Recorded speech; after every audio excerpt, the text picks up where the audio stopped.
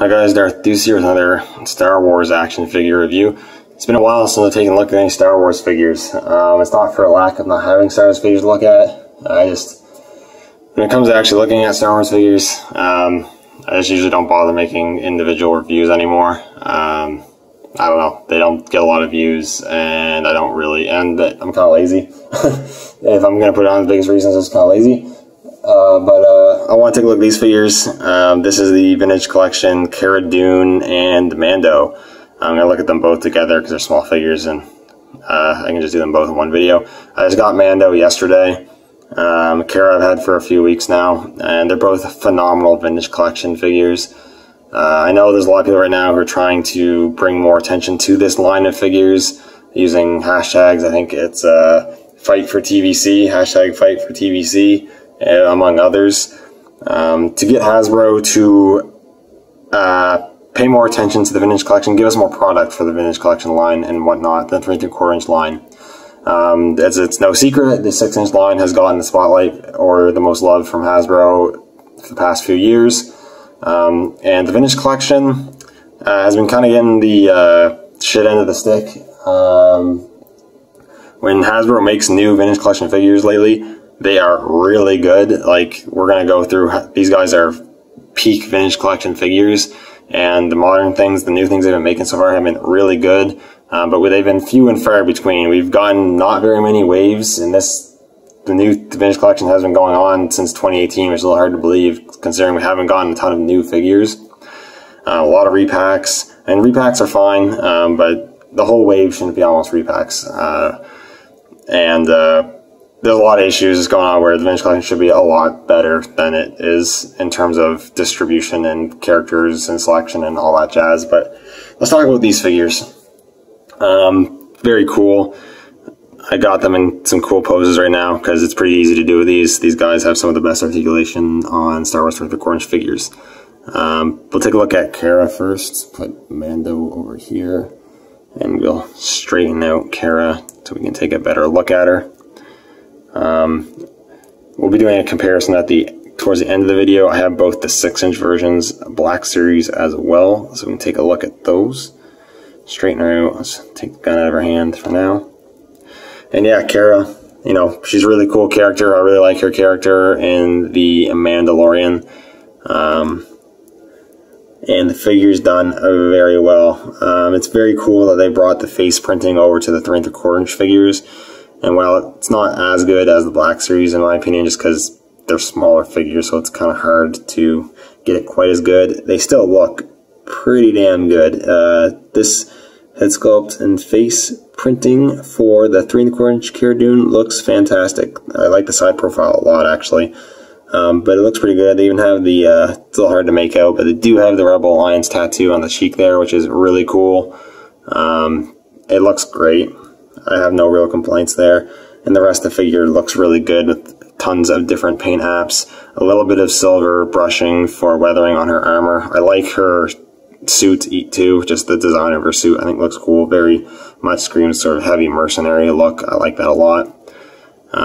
She's got the Shock Trooper tattoo on the arm there. The pants and the knee guard, everything looks really good. She's got some dirt on or dust or whatnot on the boots, which looks pretty good.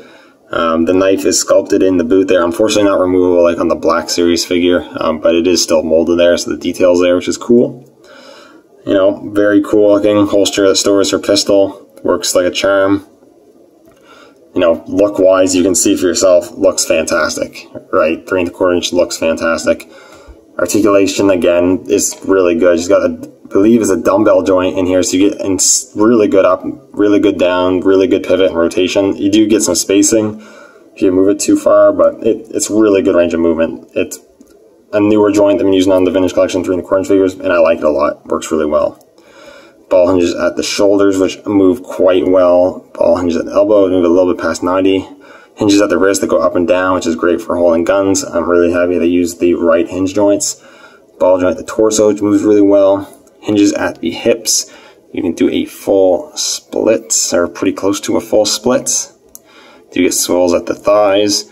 Hinges at the knees go 90, and hinges at the ankles. So really good articulation. You know, The only thing they'd really have to do to improve this articulation is adapt the hips to not use that hinge system and instead use the joint system that the Black Series figures use, and then to give them ankle pivots, and then they basically have, you know, pretty damn flawless articulation for the scale. Accessory wise, comes with a couple accessories. You do have the pistol here, which is nicely painted with silver and brown for the grip, slots into the holster securely, and she holds it with the trigger finger in her hand really well as well. That looks pretty good. Taking that out, holstering that. As you saw earlier, she also comes with the big rifle repeater, whatever this is supposed to be. It's got a brown painted strap with brown grip and stock. The silver on the gun there, and then gunmetal for the rest, which looks really good. Decent amount of paint apps going on for a 3 1/4 inch blaster. Because you have that bandolier or whatever, you can sling that over her shoulder so you can store it on her person, which is cool. And you can get her to hold it with one or both hands. I'm not going to mess it too much so we don't waste a whole lot of time. Get it through the trigger finger there. I just got her holding it with the one hand, but she can hold it with the two, as you saw earlier in the video, no problem. And fix the neck joint a little bit to make it a little more natural. And it's a super solid figure, man. One of the best 3 1/4 inch Star Wars figures that they've made. And moving on to Mando, he is no exception. He looks absolutely phenomenal. Again, I got him in a bit of a dynamic gunslinger sort of pose going on here. Looks very cool. Just taking his accessories off him so we can get a closer look at the figure itself. He's really cool. This is season 1, first half of the first episode look.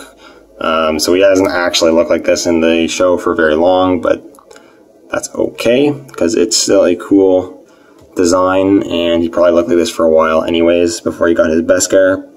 But it's a great look. Phenomenal looking figure. The helmet is great. He's got some brown sort of dust or dirt, whatever, painted onto the helmet on the front there to make it look like he's gone through, you know, Tatooine or something, which is cool. Cape's pretty nice. It sits, it's just plastic, but it sits really well on the figure. I really like that. He's got the bandolier here, which is a separate floating piece. And you do have that hole to store the rifle. And you have his armor, which looks good. You got all these silver dings and scrapes on it. Some dents sculpted in. The shore trooper shoulder pad there. His gauntlets. Lots of paint apps here. Lots of great sculpting paint going on. Belt with the holster. His leg armor with all that silver paint apps. It's all just really, really good. You can see all the detail for yourself. And it looks fantastic. Now in terms of articulation, I really don't really have to cover it because it's basically the same as Cara's. I'm pretty sure every single thing he has going on here is the same. He has the same really good neck joint and shoulder joints, and elbows do move, I think, a bit better than hers. They go past 90, which is really good for 3 1/4 inch figure.